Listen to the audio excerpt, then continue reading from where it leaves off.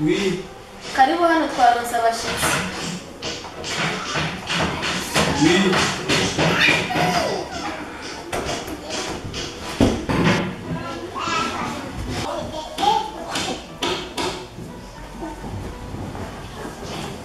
Papa, mama, uyu ni wa munsi ndababarira kandi murawuzi muravyibuka. Uyu ni wa mukunzi wanje nababwiye Yesu nzoza turategura kubakana nawe. Witwa nde none musore? Jewe bisanzwe jewe mutama yitwa Claude. Claude wa muhungu asigana Karori hariya ruguru. Ni jewe. Aha, mbwira rero mu buzima bwa misi yose usanzwe ukora iki? Jewe mutama muzaga misi yose kubera ko ubuzima je nacakora butegura kubera hazi imyaka mike kuja amashuri ariko ndiko ndarakona gukora ivy'iwanje kubera ko akazi kahita n'akabuza ariko ndiko ndarakona gukora ivy'iwanje ndiko ndategura ubuzima. Sawa rero namubonye. Sawa rero karibu muri isanze karibu n'uwundi munsi. Niko murakoze mama. Murakoze. Mama, ngomba tugende arihuta. Ego ariko nuko sanze ngomba kugenda ku kazi ngene muzimanya ariko tuzomuzimana hanyuma ntimugire ikibazo. Ego nta kibazo. Karibu kandi n'undi munsi muze mwisanze nta ngora. Sawa murakoze mama. Ego. Asha karibu kweli muze mugire ikibazo. Besi. Ntugarukire kure harangomba nagutume. Ndaje nta kibazo. Sawa. Papa Teresa musore ntacabaye. Yesu we baberanye gute? Umunsi bobana kweli. Byo bari ibintu vyiza. Jeje ntabwo narinzi. Niyo rendezvous ntabwo narinzi. Oya nuko iciza no kuba bimenye umwana ashitse ngaha yatweretse akadusigura twese twicaye hano tukabyumva. Ya namubonye rero bigeza. Ariko nubwo muri uko baraberanye kweli. We ntacyo Barabera? Ego. Rero ntabwo mbona ko babera. Papa Teresa none ko umwana wacu akuze ageze nako yiga kukwiwe. Arakuze rero wabonye ko ujya ari we bagenda kuba. Ariko nujya musore kwera atacabaye. Umuhungu wa Karori. Mbere wumvise ko atabintu gusa ko. Ubuzima n'uburonderwa bukarongo. Reka naho biruko. Umviriza Teresa ndakubari. Kajya gahungu wari uheje kuzana ngaho. Tiye kajya nakungeneye. Jene nakubwiye ko nkeneye umukwe aboneka. None ujye hari icabaye. Wabyumvise? Nkeneye umukwe azohagarara ku irembo mbona ati ni umukwe. Apana ujya warunzaniye ngaho. Uriko uravyumva?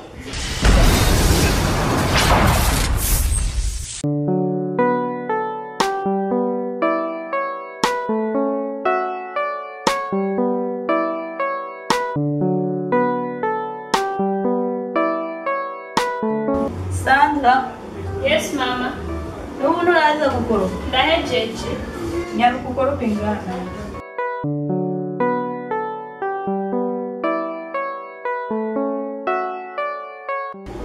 Jose. Where Jose?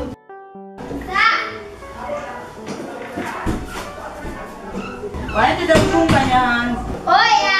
Toro mukubuza kumura aho hanze nyarutsa. Naye mama. Nakubariye ntacyo wabimvise. Toro ujya kukubuza ugende gukora hajya hanze.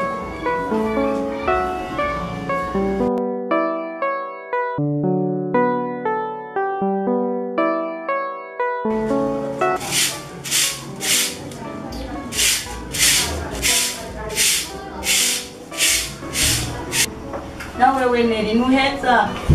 Nawe mama Jesse ndiko ndakora ngako bana koreye.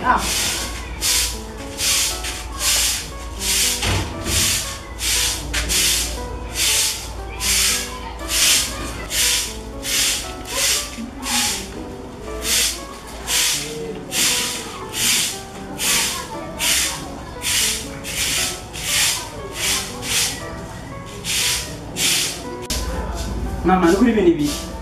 Nukuri gukoresha abantu nkuko nukuri. Basikanje nukuri kubakoresha nkuko ni kubera iki? Oya nawe mama nukuri turara utumura gufata basi. Kuko nkuko nukuri bayaga hariho. Mugasi ndobona yuko guguma bakoresha nkuko. nakuno urondera umukozi ubu rero ubwo mutanga amategeko ngaha rero oya mama nta mategeko ndiko ndatanga gusa ndiko ndaraba yuko ugrande ubareka urondera umukozi basokumagirana ndabatinishe rero muri urupangu so kubavyinisha nibakore mama ibyo si byiza urondera umukozi ubu rero ugomba ndabavyinishe bazogende mu rugo bibananire kubaka nibakore none mama rega nka jewe sindoheza ndogurwa mu bakene ivyo uri kuvuga ngo abakobwa ngo bafyina je sindimo muri ivyo kuko abanye n'usanzwe z'umuhungu dukundane kwa iwabo bafise amahera ivyo rero turavuga je sindavyumva kwanza je numva no kuruha ntarusha amahera ariho rondera umukozi azarakora aha hantu je ntavyo noshobora ibintu birahinduka wogomba wokora sha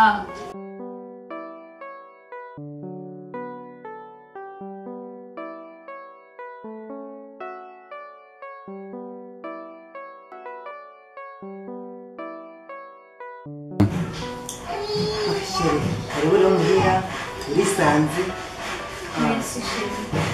ikintu kimwe nibuka niba wibuka gutegura umwanya je ndiko nkoresha umwanya urabibona ubu turi bize n'akazi yesi ntututakaze umwanya mu buzima amasheri gusa nariko ndiyumvira ko bishitse twotegura gahunda ikaba imwe niyo ubibona gutya nta kibazo navyo zibabwiza okay kimwe gusa nariko ndiyumvira ko twotegura gahunda ya mariage tugume turi mu buzima bw'uko nyene sheri nanje nzaryohera cyane byo kuryohera gusa ko bimbwiye bica bisaba yanje kumenya nyene abavyeyi bakibikana kugira ngo nabo babimfashemo okay nicyo kintu nashaka gufashemo tuba dutegura mariage tuteza kupervita abantu tuteza kumenya ibyo turiko turakora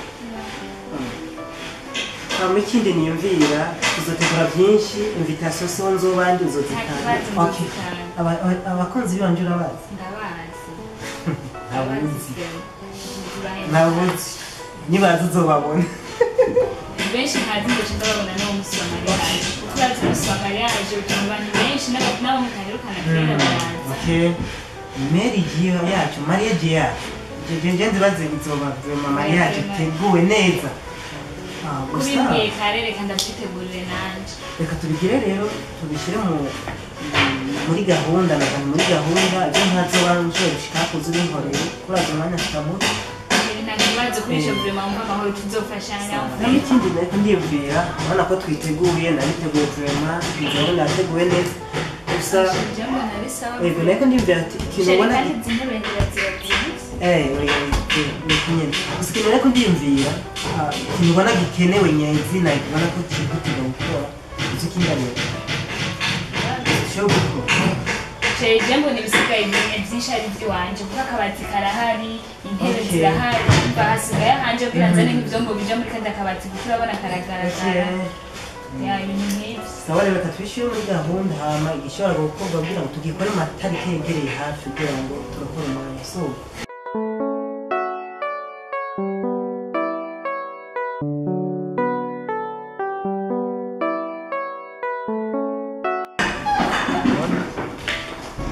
Mama, oui ma fille, aje nagomba kutuvuga.